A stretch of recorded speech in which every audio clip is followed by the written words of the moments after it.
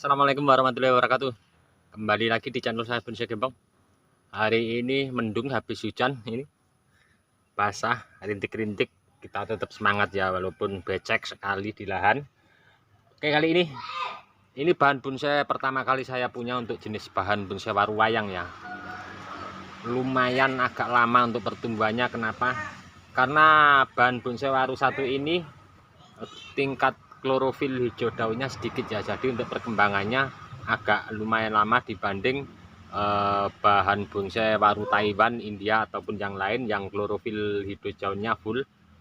Untuk klorofil sendiri kita lihat warna daunnya ini tidak sewajarnya untuk jenis daun ya. Kalau klorofilnya full tentunya akan lebih cepat, seperti India, Taiwan, Thailand itu cepat karena hijau daunnya full. Oke, kali ini saya mau lihat untuk akar bahan bonsai ini. Pertama kali saya tanam ini sudah sekitar berumur 1 tahun 7 bulan, lumayan lama ya, dari sejari manis. Dulu saya beli online pas pertama kali keluar bahan bonsai ini sangat lumayan mahal ya, dari sekian itu dulu saya beli hampir 100.000, 80.000. Sekarang udah banyak yang budidaya dan harganya mulai agak menurun ya. Tapi kita jangan bicara untuk bahan ini murah atau enggak, yang penting kita berkarya, kita bikin maksimal untuk jenis bahan bonsai waru apapun. Oke, langsung saja kita lihat ya seperti apa. Nanti mungkin ada sedikit pengurangan akar atau pengepresan, saya belum tahu, saya mau lihat dulu. Kita langsung menuju ke bahannya. Saya mau buka ya biar kelihatan untuk teman-teman. Ini untuk program akar biasa ya, atas jangan ada pengurangan. Untuk daun ataupun pencangkokan ya, soalnya butuh akar itu dari daun ya untuk program akar. Apalagi kita cangkok ya, jangan sekali-sekali kita melakukan program akar kita cangkok ya, karena kalau kita cangkok otomatis di cangkokan atas kita pasti menginginkan akar ya. Nah, jadi untuk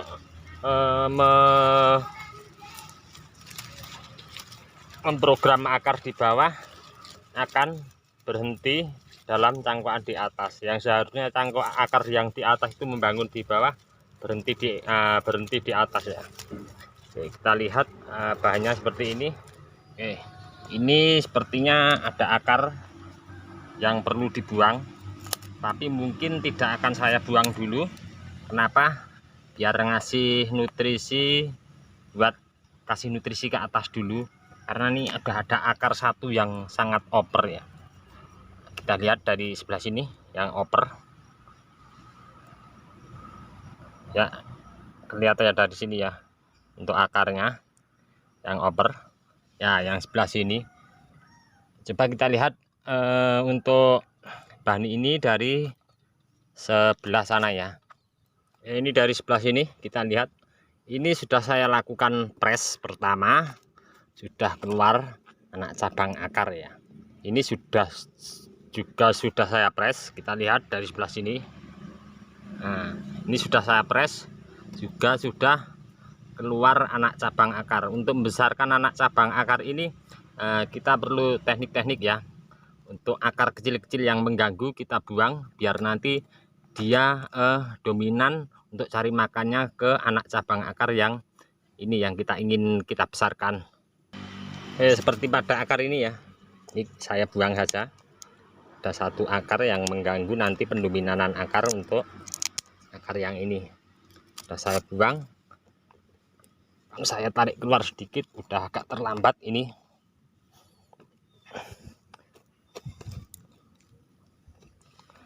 Saya akan kasih pengganjal saja biar dia lari ke sebelah sini, ke sebelah kanan ya.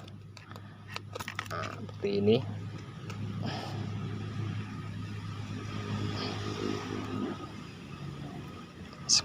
Saya akan paksakan ya, seperti ini. Oke, untuk langkah berikutnya saya akan melakukan press untuk akar ini yang dominan ini, yang besar ini ya. Nanti kayaknya cenderung ke sebelah kanan ya untuk stang yang pertama ini. Kalau dari sini sepertinya enak sekali ya, kita lihat untuk posisi tampak mukanya. Ini akan saya lakukan press akar yang besar ini.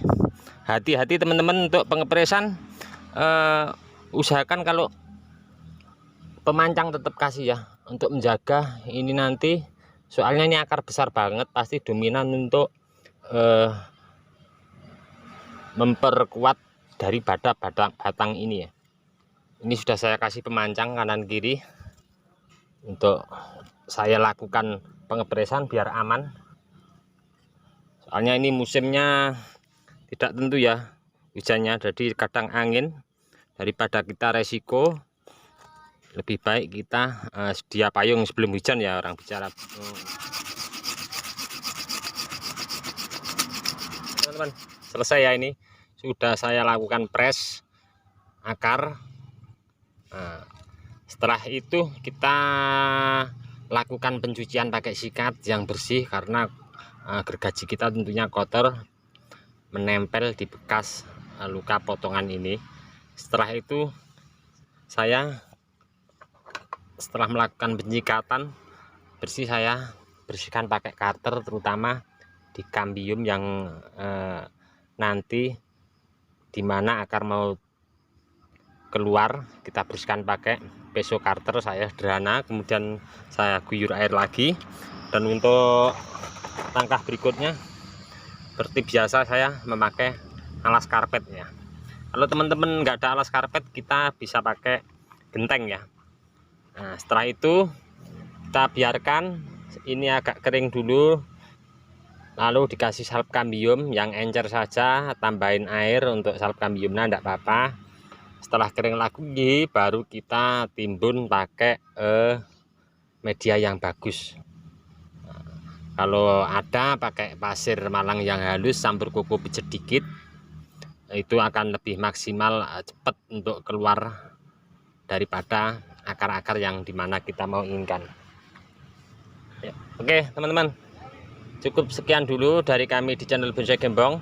Mudah-mudahan ini tadi bermanfaat bagi teman-teman semua. Banyak sekali cara program akar.